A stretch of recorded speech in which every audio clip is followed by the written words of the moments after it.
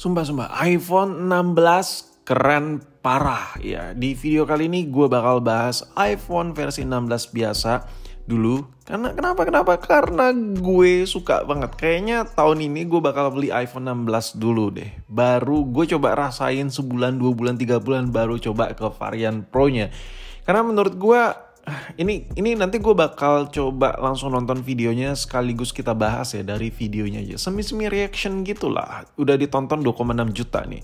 Tapi buat sebelum nonton videonya, gue pengen kasih tahu ke kalian ya. Kalian bisa mampir ke website Apple-nya dan di situ bisa dilihat nih ada 5 varian warna untuk iPhone 16 biasa.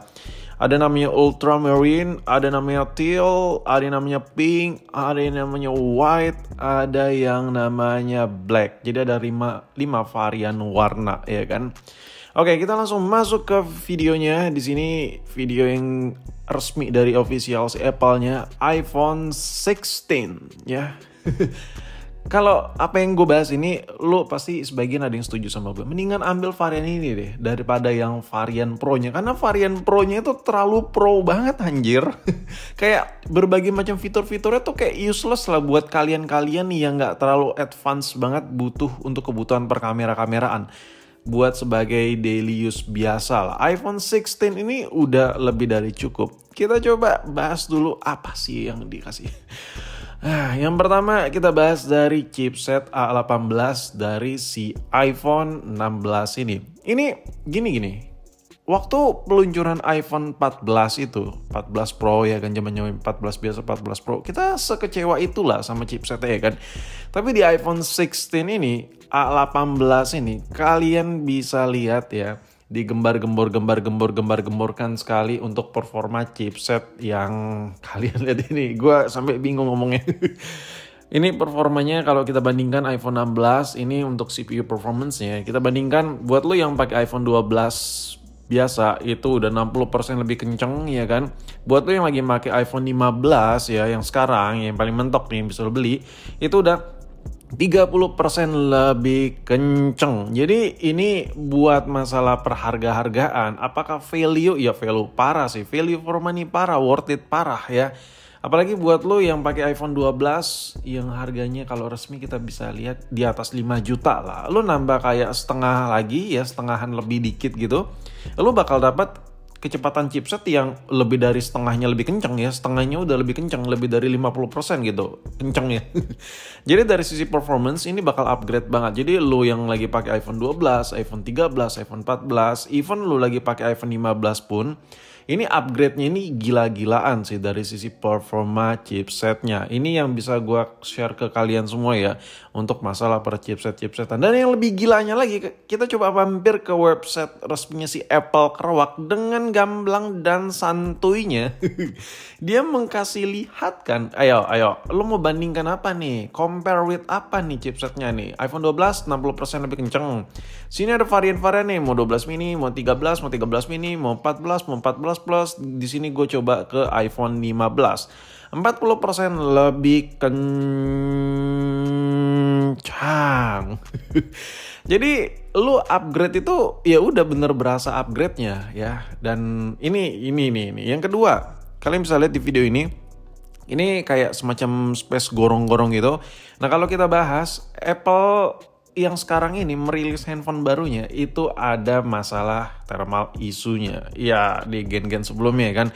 Ini mereka kayaknya terlalu expert banget untuk masalah ini. Jadi mereka ada kasih beberapa desain baru yang bener-bener beda sama iPhone previous sebelumnya ya. Ini ada sedikit ya kalau menurut gue ya, ada penambahan sedikit yang lebih baik ya kalau mesin iPhone kalian tuh agak sedikit berat ngejalanin aplikasi, contoh kayak ngerekam video dalam jangka panjang, ngedit yang terlalu berat, ngegame yang terlalu berat.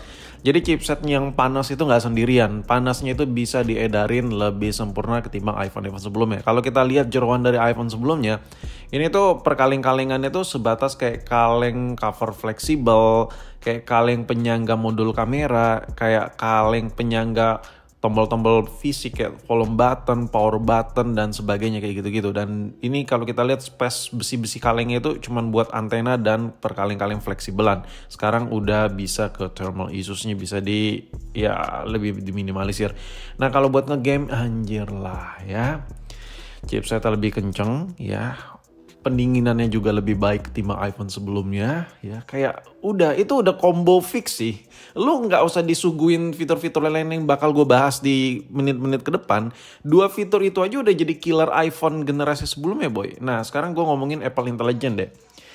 Ini alasan gue kenapa iPhone 15 Pro gue nggak gue up ke iOS yang gen-gen terbaru biar bisa AI yang dari Apple ini, karena gue bener-bener nunggu purely design yang khusus buat Apple Intelligent. Kenapa? Karena kalau kita lihat chipset ini gila parah anjir. Kayak lu pakai iPhone 15 Pro sekalipun itu kayak kentang banget, nanggung banget. Jadi kalau lu yang mau berasa upgrade, ya, this is it. Ini adalah waktunya buat upgrade ya. Dan ini pergimik-gimikan yang berguna, nggak kayak Dynamic Island yang waktu awal iPhone 14 Pro ya kan. Kamera control. Gue selalu butuh banget yang namanya pengontrolan secara fisik dari sisi menu kamera ya.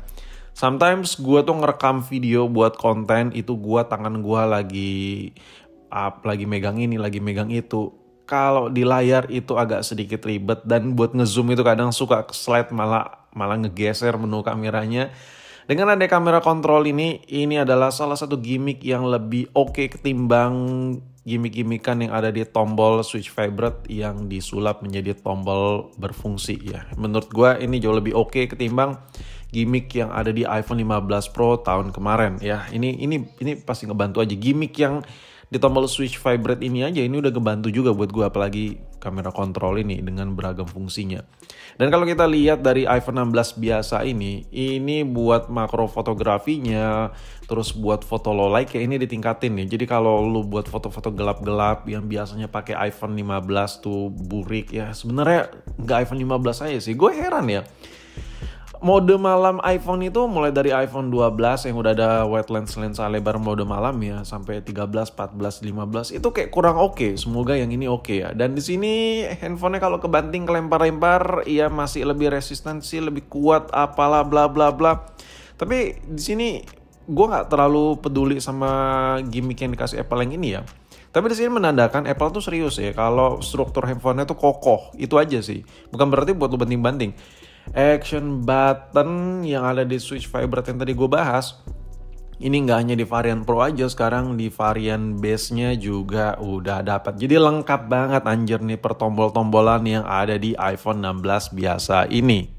Nah di sini gue kasih lihat dari website resminya Apple, iPhone 16 yang sekarang ini ada 5 tombol fisik, tombol power, kamera control, ada volume up and down, dan ada action button. Ini semua per tombol-tombolan yang bisa di adjustable dari sisi action button dan kamera kontrolnya. Kalau sebelumnya di iPhone 15 Pro hanya varian Pro aja lu bakal dapat action button. Kalau kali ini yang base modelnya udah dapat action button plus kamera control. Dan gila, gue suka sih. Big battery, ya baterai kapasitas yang besar. Sebenarnya gini sih, sebenarnya dengan performa chipset yang naik 40% dari gen yang di bawah-bawahnya, 60% dari iPhone 12 performa chipset ya. Itu aja kalau buat ngejalanin aplikasi tanpa penambahan kapasitas mAh, itu udah nambah irit baterainya karena nggak terlalu berat ya kan. Apalagi baterainya ya lu bisa lihat playbacknya sekarang udah jauh banget anjir. 2 jam itu berasa men. Dari iPhone 15 20 jam ke 22 jam video playback ya. Jadi ya good job sih untuk baterai yang lebih tahan lama ya kan. Dan inilah iPhone 16 dengan 5 varian warna dengan beragam fitur bergimik-gimikan yang gue kasih lihat tadi. Gila, keren kan? Ya udahlah, mending 16 biasa lah daripada 16 Pro, udah cukup buat deal ini.